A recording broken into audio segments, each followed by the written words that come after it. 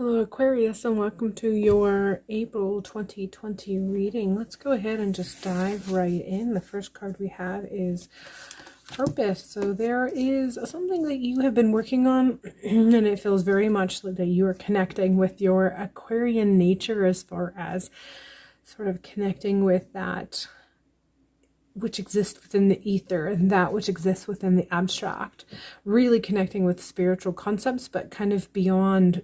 I'm hearing star seed, something along the lines of star seed connection, something along the lines of, what's out there that most people haven't given much thought to, but there's a growing interest and a growing awareness, but your awareness and interest is peaked just a little bit more, so you've really taken an interest. But I feel like there's a bit of a battle as far as how much of an interest do you want to put into this, how much time and effort and energy, to what end are you thinking that this is going to lead. Is this something that you want to become part of your life, or is this something that you just want to dabble in and do a little research as a hobby, or are you just wanting to satiate a interest that you have, that you feel like you cannot avoid any longer because it just keeps coming up even when you're not looking for it?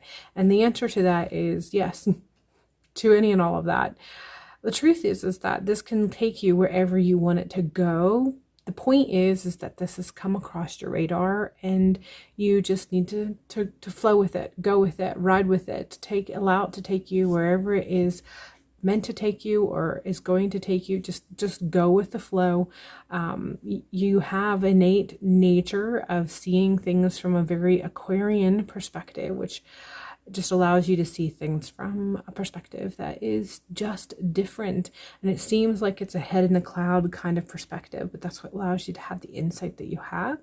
So pursue it. Wherever it takes you, allow it to take you there. Go with the flow. Don't resist too hard.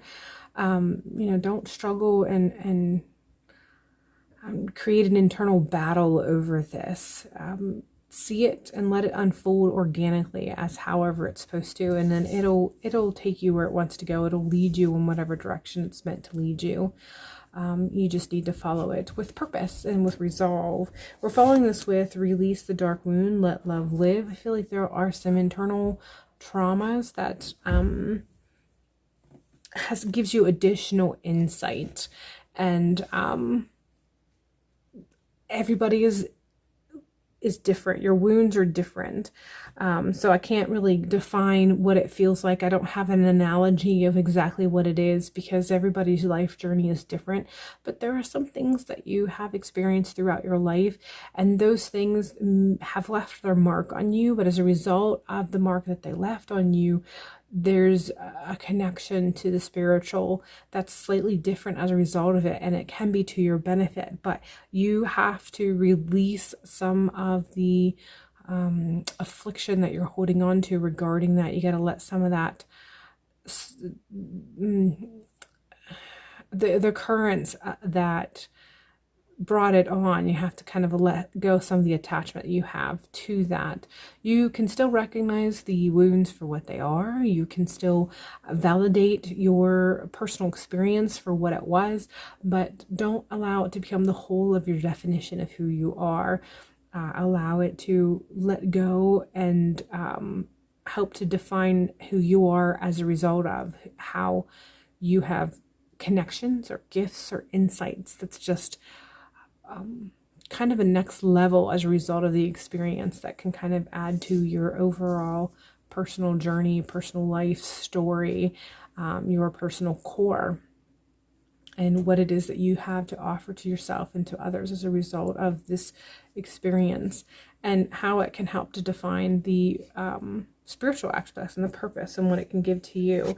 We're following this with the High Priestess as well as the Hanged Man. I feel like I want to pull these down together because, first of all, they're both major arcana. These are major aspects of your life journey. First and foremost, the High Priestess has to do with your connection to the higher realm. I feel like that's pulling into the message that I was getting with that Purpose card. It's the capacity to be able to connect to your spirit body, and then your spirit body, your higher self's ability to be able to connect to what is in existence on the other side.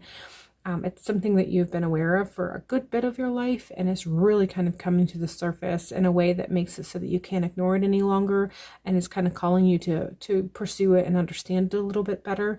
But we are following this with the Hanged Man, and this is asking you to see it from a different perspective to be able to externalize this.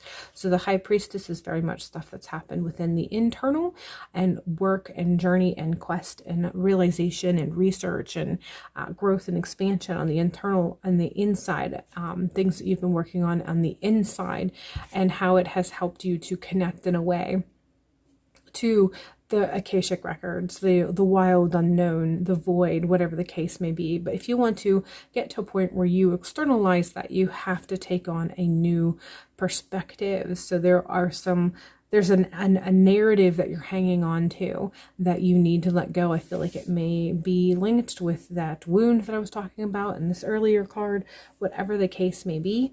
If you want to get to the point where you take this growth and expansion and understanding and comprehension, and you want to get to where it is radiating from the inside to the outside and positively impacting the external aspect of your life, it is going to require a different perspective. Three of Swords is finalizing what these three cards have been saying, with the message of there may come to a point where you will see some truths that cause some heartaches.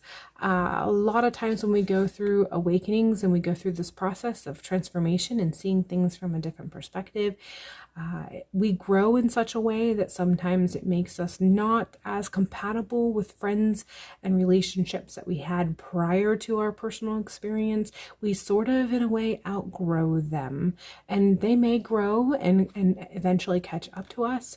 But the truth is that when we're going through that, it does have a potential of creating slight bit of heartache, because you have to kind of face the fact that you're growing in a different direction. Your life path is leading you in a different direction. Maybe temporary, it may not be, but it can be painful no matter how temporary or permanent it may be. So this is something that you'll have to face. This is actually going to be something that's going to play a part in your healing process with that wound that I was talking about, and how it may impact you in the current process of healing from new situations. And it also has a potential playing a part with that different perspective that I was talking about. But there's certainly a time throughout the month of April that you are going to be going through this sort of self-realization and some expansion in your comprehension of what exists beyond the physical realm. It's really going to tug at your ability to connect and see, but it's also going to force you to see things from a different perspective. And the more you see that, it really does have you facing some truths that might lead to some heartache. So just prepare for that. Do the work that you need to do to make sure that you are able to continue to move on and continue to grow and continue to support yourself. Personally, we're ending with the card Sensuality, and I'm really getting that kind of connection of how our process and our progress a lot of times is connected to how much we actually have enjoyment in life and what we're doing. So don't take things too seriously. Don't be too hard on yourself. Don't create expectations that's not really applicable or not really necessary. Make sure you are enjoying the process of growth, enjoying the process of expanding.